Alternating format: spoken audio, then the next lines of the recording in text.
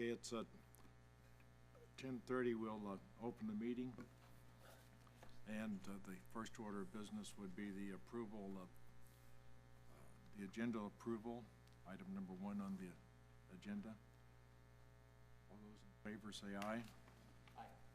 Opposed? The ayes have it. We have public comment. No, we have closed session report from our attorney, Jim. The board did meet in closed session with its legal counsel and authorized settlement of an eminent domain action against Williams Portfolio 2. That's in the Rivers EIP. Other agenda items on the closed session agenda were dropped from the agenda. That's it. Okay. Public comment on matters not on the agenda. We have Joe Godin. I believe that's right. Did I pronounce that correctly? What? No, but that's okay. I'm used to that. My name is Joe Gaden. I'm a resident of Southport.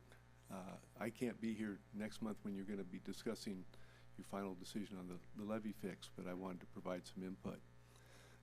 I know most of you, and I have a lot of friends that are going to be impacted by this. No matter what decision you make, you're going to have an impact on some of our neighbors down there. Whether it's a slurry wall, there's a construction project next door to somebody's house, or the setback that's going to have a greater impact on those homes.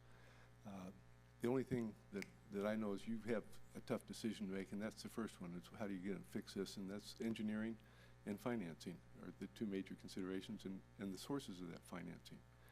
The second one is a more difficult one, and the one I really was here to urge, no matter which way you go. Some of the people that own those houses down there have been there their whole lives. They've inherited the property from their parents. I would hope that in the appraisal process that you're able to grant consideration to some facts like waterfront property and those kinds of considerations that are going to come into play. And hopefully we'll all be able to settle this out in a way that has the greatest good for the greater public good. That is without a doubt the challenge to you, is figuring that out and doing it in a manner that creates a beneficial impact for the community. So I just want to say that because I won't be here to be able to analyze and discuss what you're going to do next month. But I trust you and my neighbors, quite frankly, to come to a resolution that is for the greater public good. Thank you. Thank you.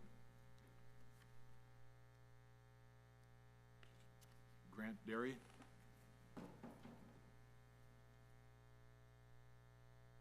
Good morning. My name is Grant Deary. I'm with NorCal Beverage Company here in West Sacramento and former chair of the WSAC Chamber and active chamber board member, and I actually chair the Economic Development Government Affairs Forum that we conduct monthly. We had the fortunate presence of Michael Passett yesterday in our meeting to discuss and give us an update of the flood control projects going on, strengthening the levee in the spirit of 200-year floodplain goal.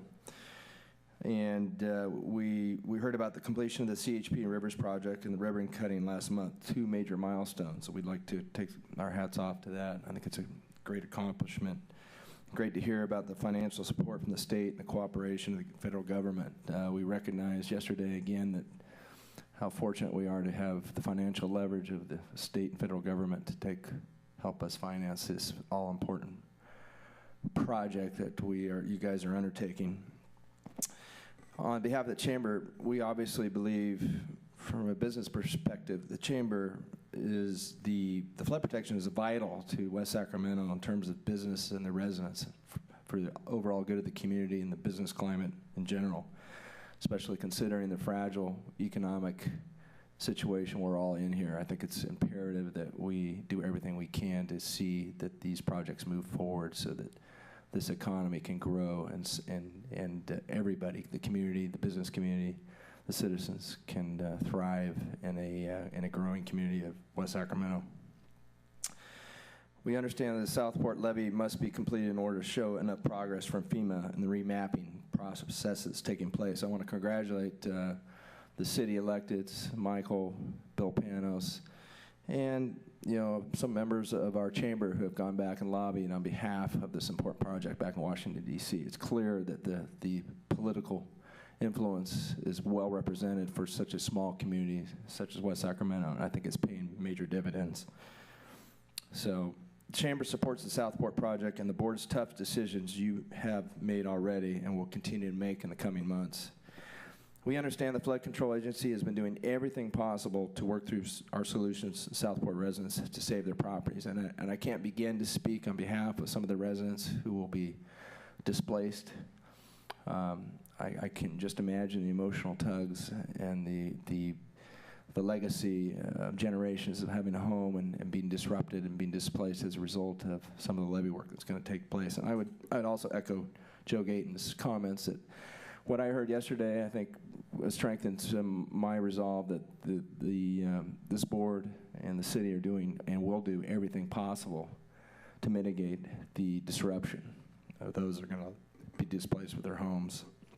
And I felt even more confident about that yesterday. So, and in addition, for our own business interests, we are trying to develop a 43-acre parcel in Southport. So it's vitally important for our business interests that we move forward on strengthening the levees and moving toward the floodplain of 200 years. So the chamber here, again, we support your efforts, and we are here to do everything we can to continue that effort in every way possible to help move the process forward. So thank you very much.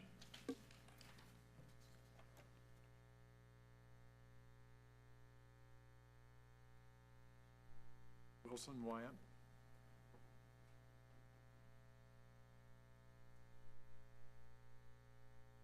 Morning, Chairman Dent and members of the board. I've appeared before you before. I'm Wilson Wyatt. I'm an attorney representing CCON.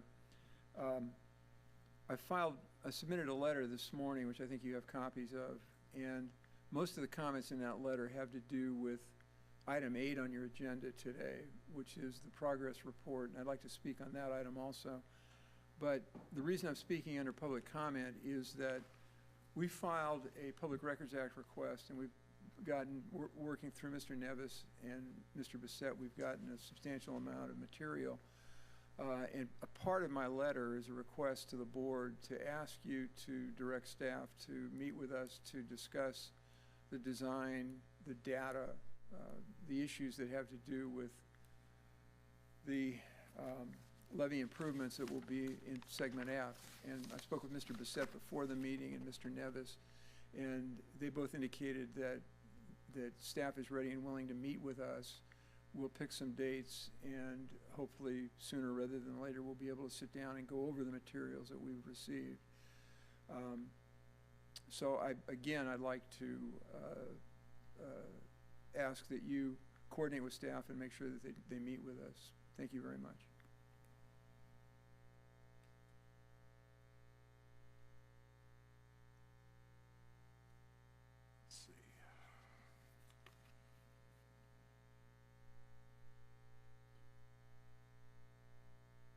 Val Topping Bird.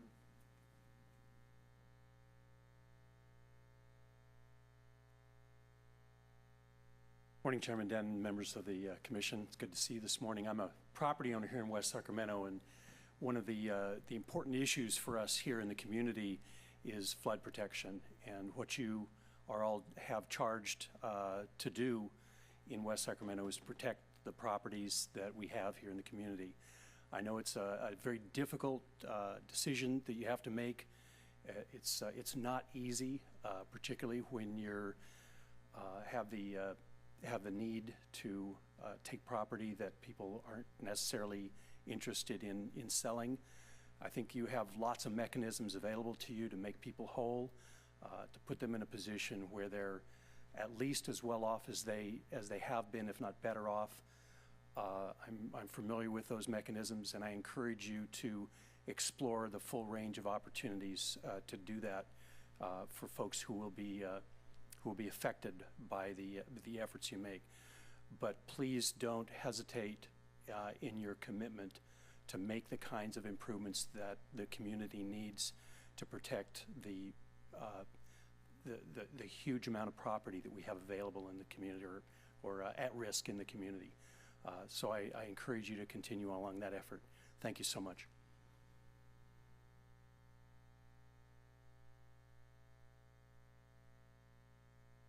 Tim McDonald.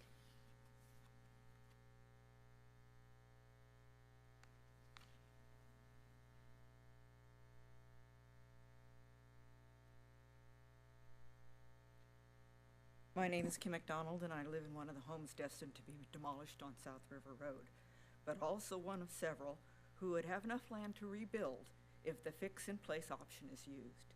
That statistic was not mentioned in the last presentation. Originally, we were told that a fix-in-place repair was structurally unfeasible in our area. This has proven to be incorrect.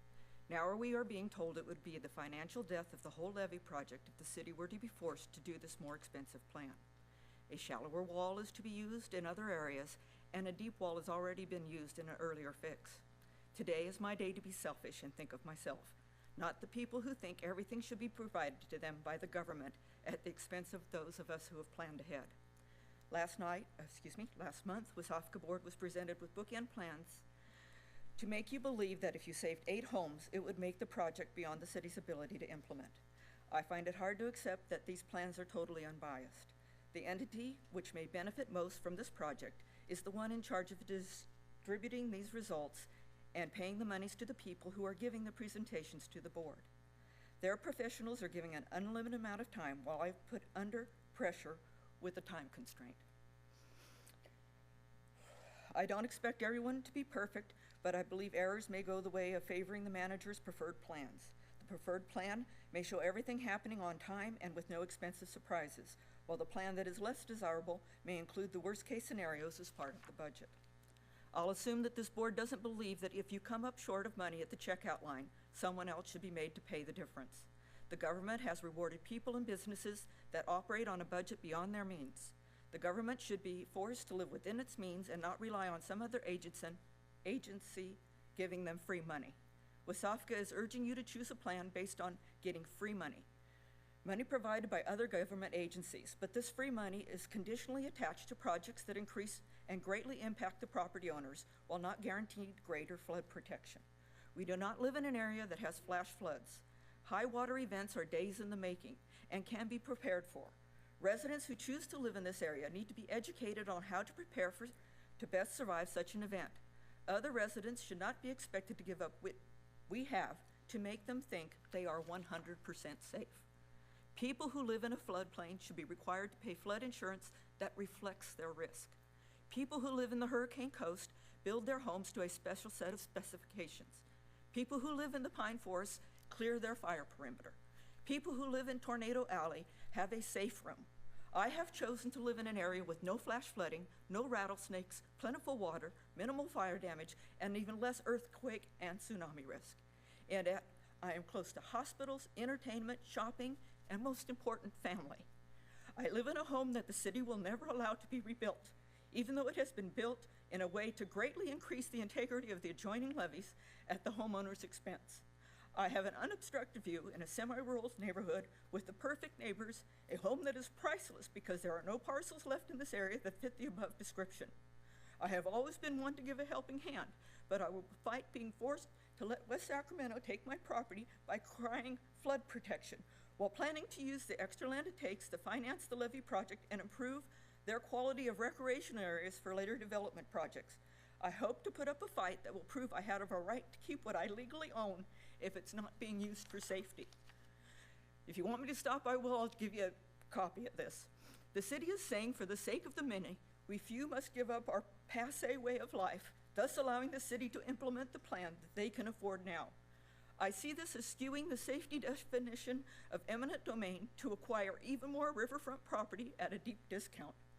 Why is it the government allowed to predict with unproven certainty an impending disaster that is meant to scare the easily led into giving the city the power to needlessly demolish our homes?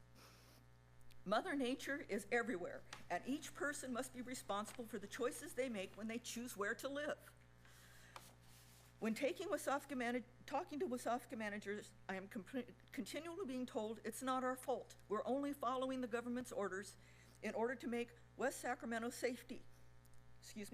West Sacramento safety and better for the majority of the people.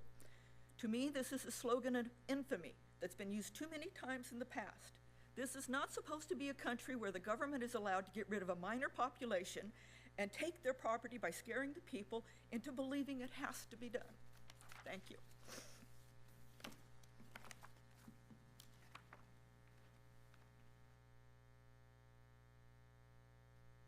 Victoria Yakamoto. I never pronounce your last name right.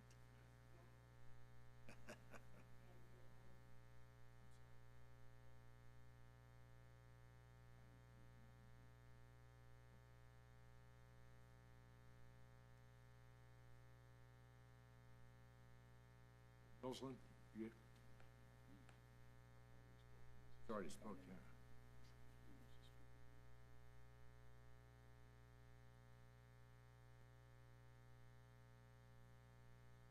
Well, she can speak on 8 now.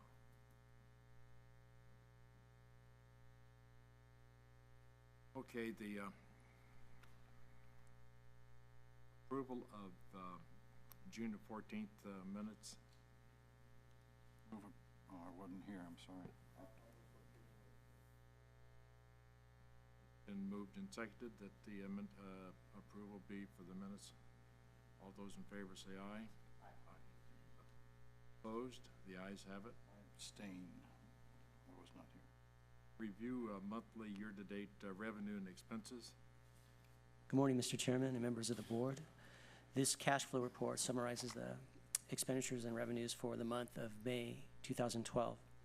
On the receivable side, the second installment of the flood assessment arrived in the amount of approximately $1.68 million, and we also had $422,000 of state fund participation in design and construction.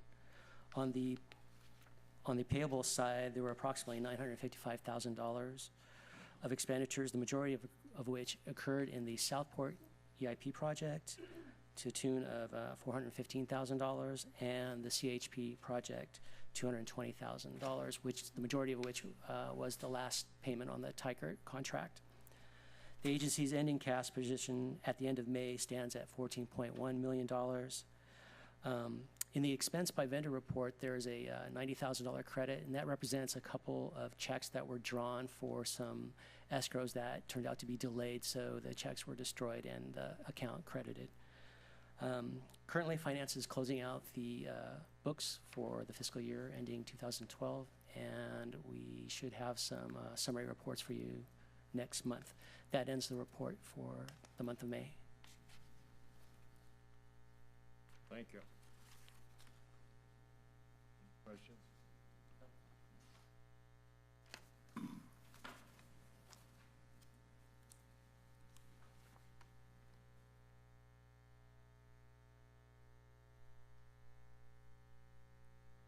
Item number 5, consideration of determining the flood control assessment for fiscal year 2012 and 13. Good morning, President Denton and members of the board. Michael Bissett, City's Flood Protection Manager. This item is, the purpose of this item is for consideration of determining flood control assessments for fiscal year 12 and 13. And also, so we have 2 resolutions for this item. Resolution 120701, and that's for setting the assessment for those fiscal years. And Resolution 120702, and that's a requirement of the county for their process to collect those charges on the secured tax roll and deliver those to this agency. So those are what those 2 items are. The first item is for the assessment, and as we have done so for the past several years, staff is recommending a 2% increase.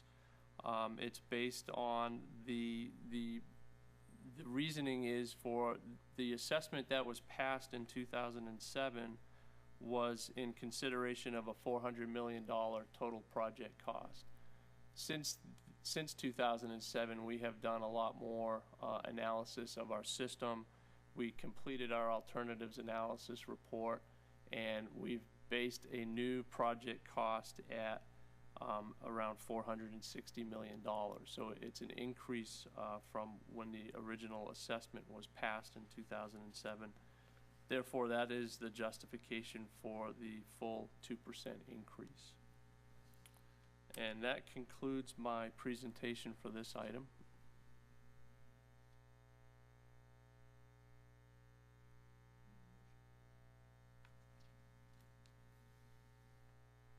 I would move that we approve Resolution 120701 and Resolution 120702, authorizing Yolo County to charge special assessments.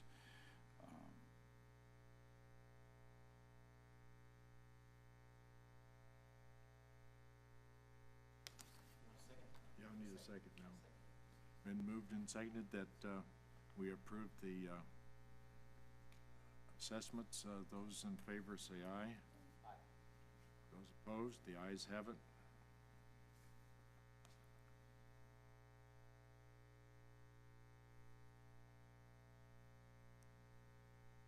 Item number 6 on the agenda, consideration of approval of construction contract with Empire Landscaping to install a habitat restoration for the river's riparian mitigation site. Okay, once again, Michael Bissett, Flood Protection Manager. This item, and actually the next item, item 7, these are both items that follow up the rivers and CHP EIP projects, the levee improvement projects. These are from the resulting, the mitigation for those projects. So we went out and we've designed the mitigation project. This is for the rivers riparian mitigation site.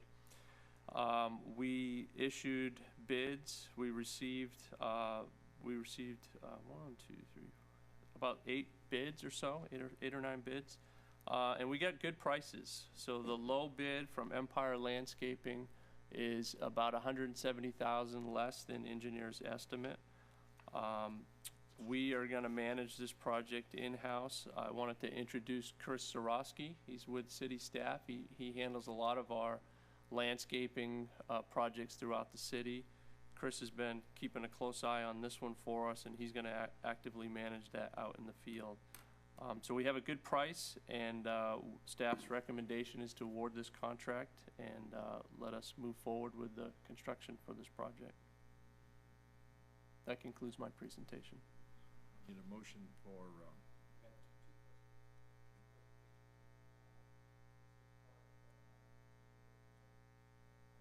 Yes, this is, and yeah, I bring the board's attention to the budget cost impact. The state will be funding this project at 90% cost level, same as the levee improvement project. So yes, thank you. Correct. Second it. moved and seconded that the item 6 be approved. All those in favor say aye. Aye. Opposed? The ayes have it.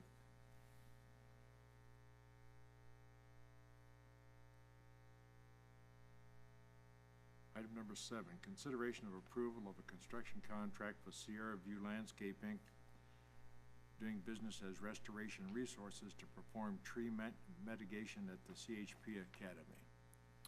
Okay, once again, Michael Bissett, Flood Protection Manager. This project, this contract is to mitigate for the CHP EIP project. This one is a direct result of the PG&E pole relocations that had to occur as part of that project. We impacted existing trees within the CHP Academy site itself. This is a very small project in terms of dollars. It's right around $12,000. Chris Sorosky will also be managing this project in the field for us. And we got a good price. It was right pretty much at engineer's estimate. This project will not take long to complete, and we have been coordinating this project with the CHP Academy from inception to now. So they're well aware of it, and they're looking forward to us coming on and installing those trees and getting off their property. So staff's recommending that we move forward with this contract to Restoration Resources and approve the contract and allow us to move forward with construction. That concludes my presentation. Comments? Second. It's been moved and seconded that the contract on item number 7 be approved. All those in favor say aye. Aye. Opposed? The ayes have it.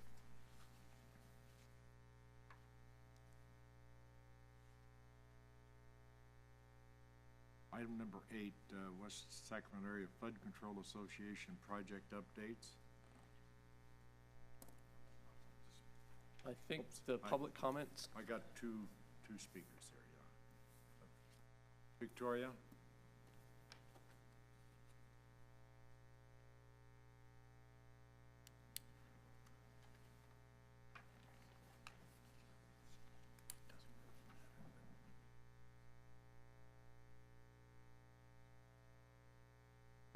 Thank you, President Denton and members of the board, for the opportunity to speak. The first matter that I'd like to present was I did, in fact, submit a letter which actually reiterated some of the things I had presented at the last board meeting. And this letter was emailed to the Reclamation District 900, and I'm not sure if you received it or not. So I'm going to resubmit it at this time so that you do have a copy. And then again, it basically goes over the issue of the cutoff wall for segment F, and that it's a justification for the cutoff wall in segment F, and our concern about our home and our desires to retain our home, which is a heritage home. The other things I'd like to request at this time for clarification of the reasons why apparently the cutoff wall might be unfeasible based on an engineering basis was the fact that when I did attend the workshop on Tuesday night for segment B, it was apparent that Blackburn Consulting did in fact have a plan and profile figure for segment B. I'd like to get those plans and profiles, which includes historic data on the core samples and different methods of obtaining the core samples historically over a long period of time, and it also includes other engineering companies besides the contemporary Blackburn contract. And I'd like to have those plans and profiles for segment F and also for segment G. Segment G we had historically farmed segment G since the mid-1940s. So having lived there for so long, and of course the cutoff wall is planned for segment G, I'd like to have those profiles for that area as well as ours. I'd also like to have the Blackburn plan and profiles for the Rivers project, where the cutoff wall is in fact 130 feet deep. And apparently the 130 feet is measured by different qualifications, whether or not the levee crown has been shaved down, or you're actually measuring that 130 feet from sea level, which is approximately 20 feet above sea level. So those three profiles, if you could possibly provide them to me, I did not find them in any of the data that I've been received so far. This will greatly help me understand why, on an engineering basis, a cutoff wall is unfeasible. Also, in this flood protection progress report, which hasn't been presented yet, I did notice that there's a concern about the fill dirt should the setback levy be approved. And that fill dirt is a critical matter, whether or not this engineeringly could also be possible, because the fill dirt apparently isn't available. There are some areas on segment F, including our farm, that it is stippled in with possible sources of fill dirt. And of course, I want to know how you intend to obtain that fill dirt from us. And then lastly, there is included in that progress report some reference to using the village parkway, the future village parkway, to access our properties. And I want to know how you're going to obtain access to our land on the village parkway easement, and how you're going to compensate us in case you do need that roadway. All right, thank you.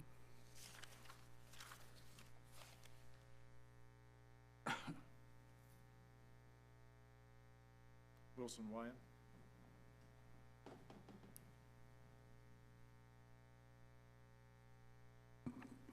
Chairman Denton and members of the board, Wilson Wenigan representing CCON.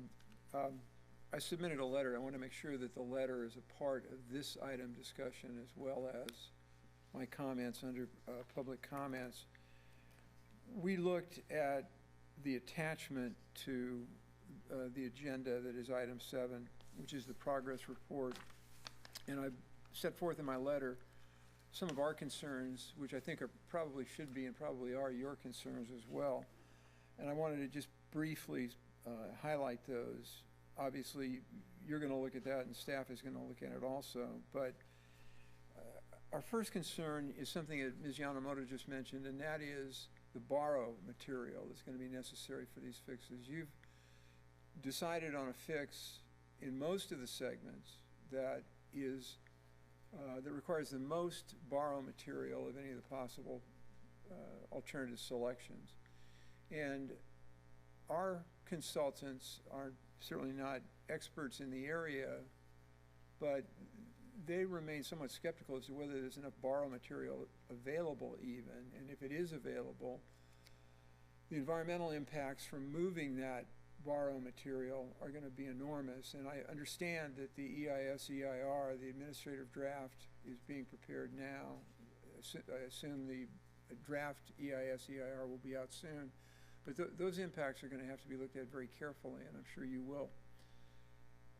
Our basic concern, I think, is that the necessity for an enormous amount of borrow material may be something you haven't looked at initially as you went through and decided on appropriate alternatives for the various segments. And that's something which is new information, which if the need for borrow material and the availability is as big a problem as our engineers think it is, it may indicate that you need to rethink the alternatives in some of these segments, including segment F, where it may turn out that the adjacent levee is it's certainly going to require less borrow material. So as this goes forward, I'm suggesting to you now that this is new information, which certainly supports the request that I made at the last board meeting, that you reconsider your determination as the setback levee being the preferred alternative in segment F. Thanks very much.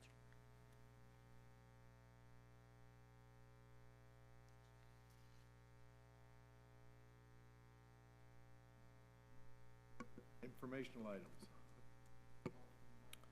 Yeah, I'm going to go through the project update. Okay. Okay.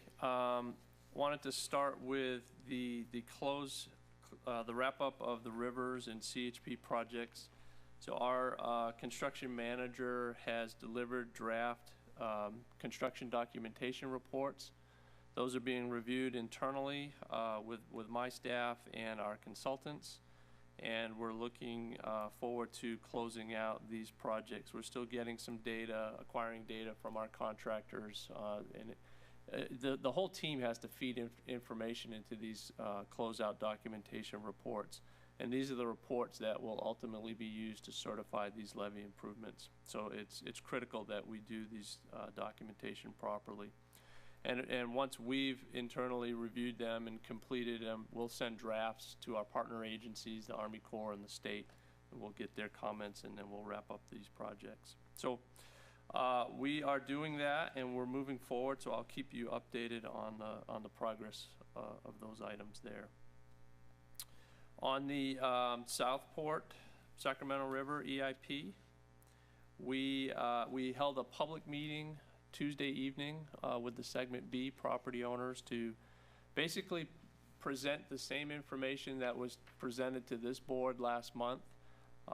We remain committed to not presenting information to the public before it becomes or it's brought to this board. So what we did was we presented the same information but with a lot more detail behind it, so that we could answer property owner questions. And we had our full team there of our civil designers, our geotechs. We had MBK engineers, and then my staff were there to handle other questions as well. So it was I think it was a positive meeting, and that was held on Tuesday. ICF is in the process of working on the environmental documentation for the project. They are working closely with the Army Corps to ensure that we're following their standards. So there's a lot of back and forth going on with the Army Corps. So the ICF's working on the second admin draft. One of the items that they're looking for information on from our design team is on the borrow, which is what was just mentioned. Borrow is a concern for this project in terms of identifying the proper areas, the most cost-effective areas, and the most suitable areas from a geotechnical standpoint for this borrow. We have multiple sites, both within the city, nearby, and then there's another site south of the city limits that they have approximately 1.5 million cubic yards of material that they want to give to West Sacramento.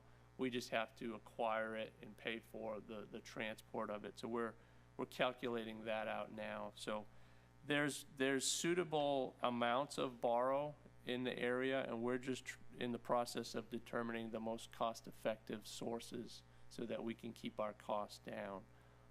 We have a meeting next week to run through HDR's numbers on their calculations for the various sites, and we'll be making some selections to be analyzed within the environmental document. So that's kind of ongoing work there.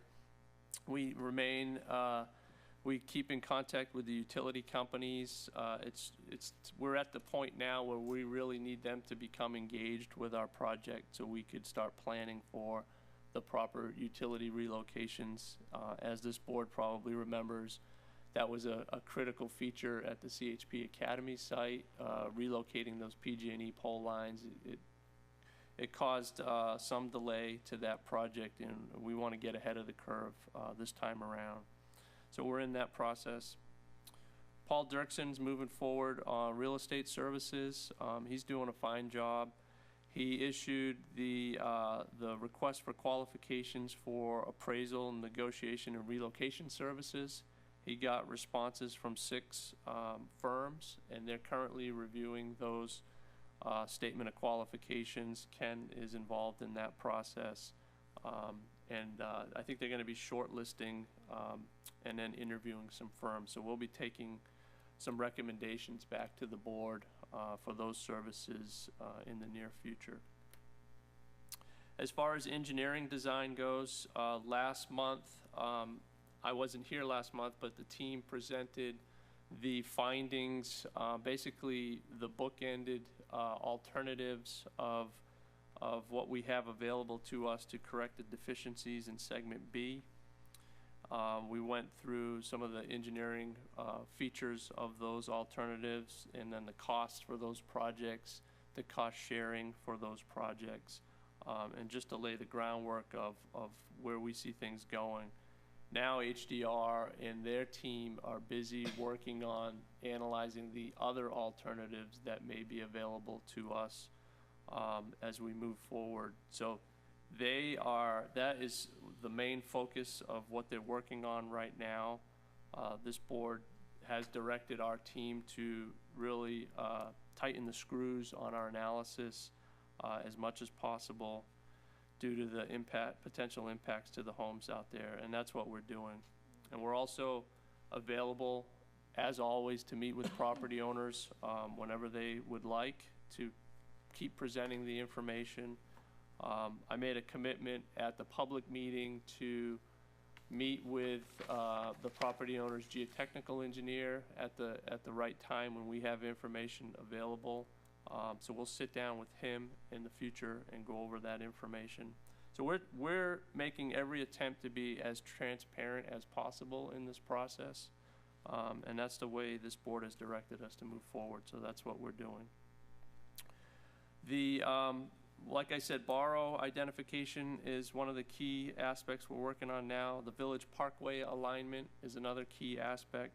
We're going to be working with a lot of the landowners in the very near future because HDR is very close to having an alignment, at least a draft alignment that we can use for talking purposes. We're trying to work with the large landowners as they plan their developments. They can help us and we can help them if we work together on the alignment of this, this future roadway. As you know, that roadway is going to serve, it's a project feature for the Southport EIP because South River Road will be going away as part of this project. Village Parkway will be constructed as part of this project to replace South River Road, and we'll get state cost share in doing so. So that's going to be a positive aspect of the project, and that's one of the critical features that we're working on. So the timing of the VE study is it's moving forward rapidly. HDR, and one aspect I wanted to bring in to the board's attention is all our team's analysis is being run through the Board of Senior Consultants so that we get their concurrence on our findings. So every step in the way in this VE study, the board is overseeing that information and providing their feedback to our team. So some of the alternatives that are being currently analyzed are the relief well feasibility alternative. That's going to be going with a technical memo to the Board of Senior Consultants on July 20th. We're asking them to really turn around their reviews of each and every work product that we send to them so that we can move this process forward. We have draft seepage modeling results for partially penetrating walls and narrow berms going to the Board of Senior Consultants at the end of this month. So HDR has done a fine job of identifying the work products that are moving forward, the timelines for them to be brought to the Board of Senior Consultants, and the timelines really for them to get back to us with their reviews and comments. Ideally, we want to take our findings to the board in August. Our schedule is showing that we'll have our results, we'll have them internal technical review. The HDR has to do quality assurance, quality control on all their work products before they're even released to the Board of Senior Consultants. So a lot of those reviews will be taking place. The products will go to the board, they'll come back to us, we'll complete our analysis, and we're hoping to have our findings by the end of this month so that I can prepare our staff reports to the board and make staff recommendations on the best method to move forward. So that's what we're working hard to do. If for some reason that schedule slips, we'll just provide an update to the board in August and we'll move it to September, but we're hoping that that doesn't happen because it has a cascading effect. When you slip and you miss a milestone, it impacts other work products as we move forward. So our team is working very diligently on these items. So that's for the Southport project. Wanted to update the board. We did receive additional monies from the state under our design funding agreement, $4.5 million. I think that may have been reported last month, but that was excellent. So, and that came in right before the state went into their blackout period. They were able to process that payment for West Sacramento. They were able to issue a check. They're really working as partners for us. And what I failed to mention earlier, when we had the ribbon cutting ceremony for CHP in the Rivers, not only did we use that event to signify our success at moving projects forward, but we used it as a team building exercise because we wanted to demonstrate to the state and the Corps that they're integral in our success. Their success, our success, it's all together. We can't do it without them, and they certainly couldn't do it without us. So we wanted to highlight that fact, and Lucy and her team did a wonderful job of putting the event together. And the puzzle piece at the end, I don't know if you guys saw that on the news, but it really showed the partnership that we have. We had Colonel Leedy speak and Bill Edgar with the Central Valley Board, and we had DWR there. So it turned out into a really nice event. So the state, our partners, our state and federal partners know that we appreciate everything that they do for us, and it really helps our process move forward in a positive way.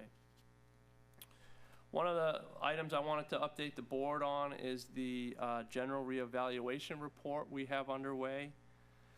I've reported to the board that headquarters has issued a new I don't want to call it guidance because there's really not much guidance behind it, but a new ruling of a 3x3x3 rule, which pretty much caps studies to 3 years, $3 million, and limited amount of analysis required, as opposed to the way that they did business prior.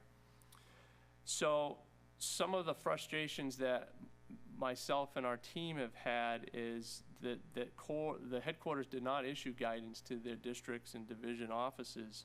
They basically said, you know, implement this idea and move forward.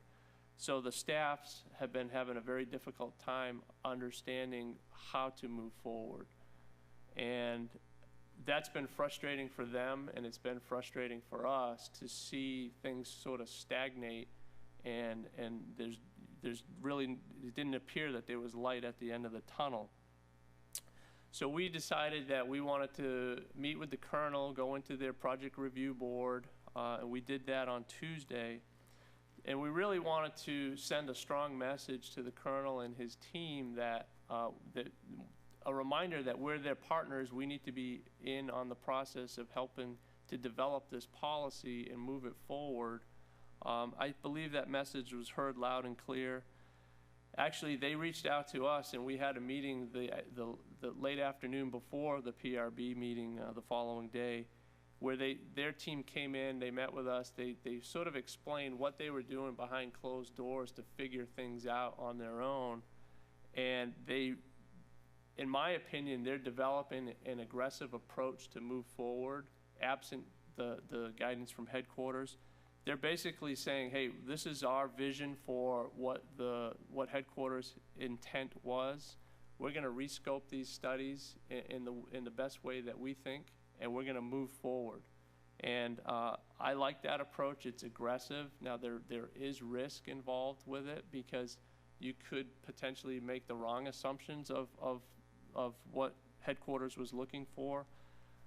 But the feedback that they're getting initially is, from headquarters is, yes, move forward. Let us check in every once in a while on how you're rescoping these studies, but move quickly. And they have given them deadlines that they have to meet, and they're favorable for us. They're trying to deliver a chief's report at the end of 2013. It's more likely going to be in early 2014, but that's very positive for us.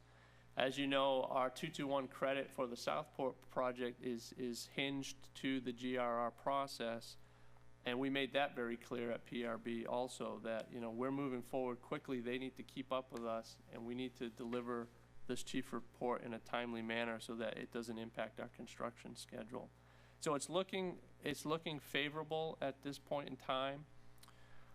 We are going to be engaged in a much more aggressive manner with the Corps staff in the very near future and into the future on this process. So that was very favorable news for us also. So I'll keep the board apprised, but I feel the study's in a much better place now than it was 2 or 3 months ago, but we got to keep a close eye on it to move it forward.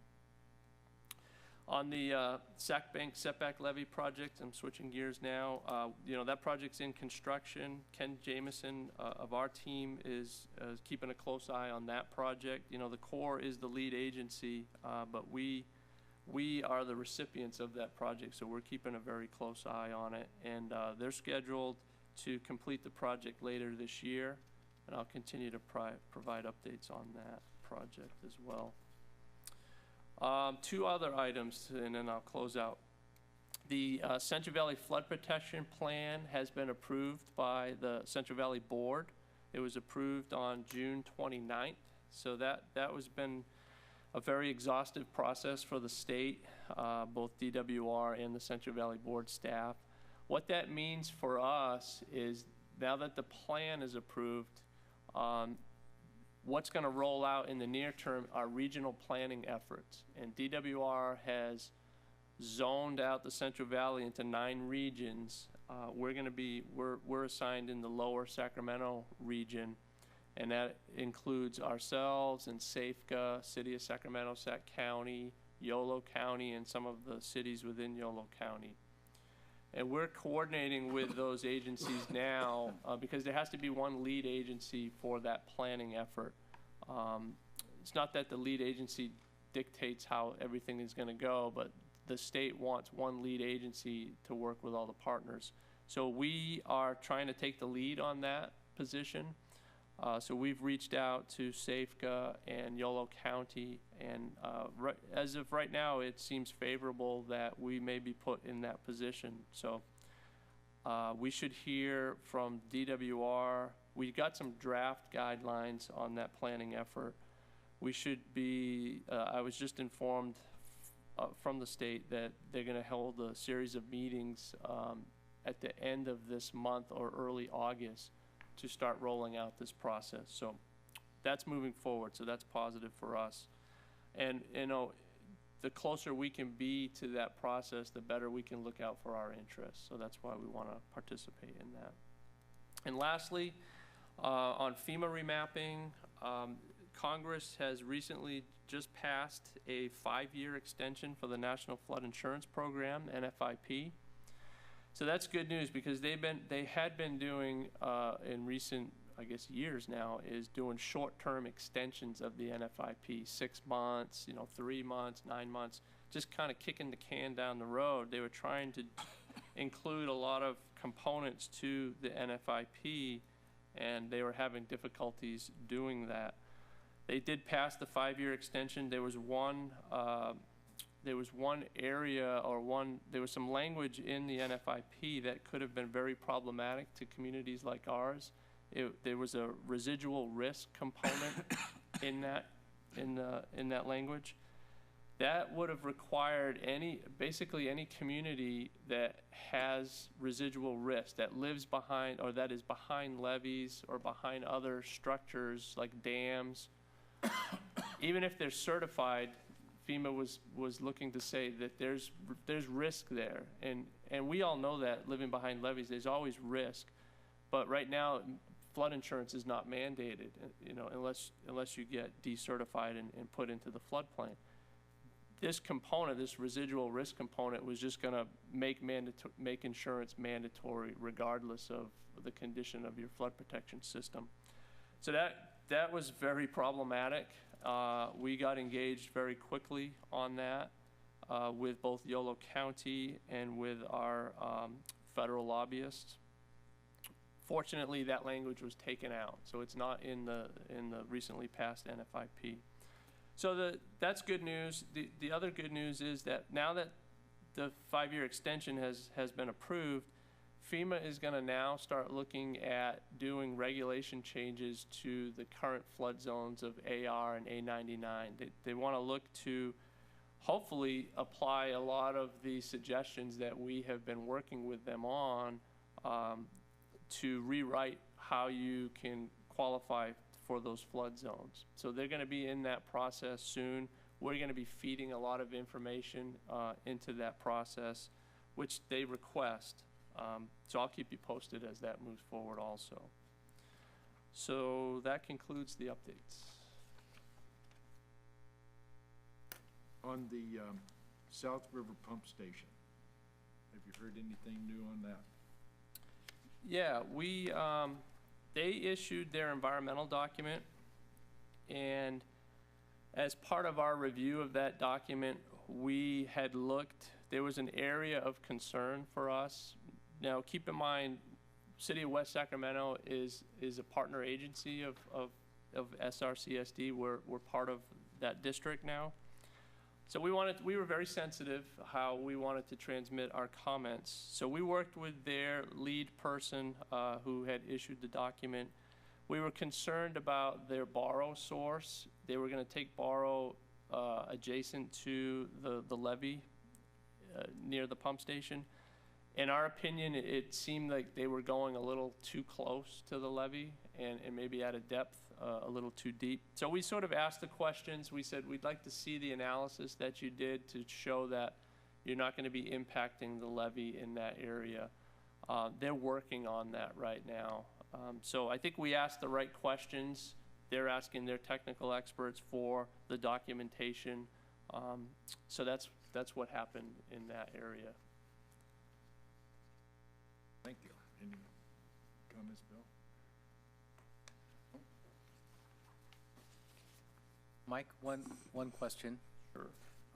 On the recently approved Central Valley Flood Plan, is there any specifics in that plan that dictate our projects as to what we're building in Southport or what? No, there's not. There's really not specifics in the plan right now. The specifics are going to come from the regional planning efforts. Yep. That's what's going to feed the projects in and provide DWR with the information that they need. Now, the good part of the plan for us is they really highlight urban areas, that essentially 80% of the risk to the Central Valley is from the urban areas. So we're going to be looking to, or the state will be looking to funnel as much of the available bond monies that they have to buy down that risk, so to improve levees, protecting urban areas. So I think that's a good thing for us. In the more rural areas, they're going to need to preserve some monies to go out and make improvements in those areas also. So we're going to help formulate that planning effort. Okay. Informational items. I have two informational items. So MBK, who is our program manager, who, as you know, helped guide us through this difficult process of regulatory environment and permitting and engineering design and most importantly in the funding of these projects. Their contract is getting close to the end of the available budget, and we're going to be taking a new contract to, it's time for a new contract for MBK engineers. So I am in the process of working with MBK on that. I'm going to be taking the new contract to the City Council next week. I'll be providing the council with an update on the flood protection program, and then I'll be taking that contract to this board in August. So I wanted to give you a heads up on that. And then lastly, yesterday Bill Panos, the Public Works Director, we briefed the new city manager, Martin Tuttle. He's taken over starting today, I believe is his first day. So we briefed him on the flood protection program. He's kind of drinking from you know, a lot. He's getting a lot of information. I forget what the phrase is, but he's getting a lot of information thrown at him from all the various departments here in the city. So we had to give him a 30,000-foot view of everything we're working on, and then we'll slowly start giving him more and more detail as we move forward. But it was a good meeting. Ken got to meet him for the first time, and vice versa. So we'll be looking forward to working with Marty in the near future. So I just wanted to inform the board that the new city manager is on board and he's been briefed. One quick question. Mike, with this MBK new contract, did we go out to bid with that, or did we use their expertise from the past? Yeah, no, we did not go to bid. We've had MBK under contract since 2006. Right. They've been an integral team member for the city they really helped educate myself and our leadership on how to do these projects and move them forward. So they are so embedded into every detail of our program that our recommendation is to just move forward with MBK. Okay, it'll be interesting to see what the price of that is. Yep. When it comes to us then. The interesting part of MBK's contract is the majority of it is funded through the state. Right. So a lot of their work is the majority of their work is on these EIP projects. Mm-hmm. And you know, MBK was the one who were able to get us the 90% cost share for our entire north area plan. And I'll be able to present a lot of the details of why they're really the experts in this field and why it's really a good idea for us to move forward with them. Okay. Meeting's adjourned then.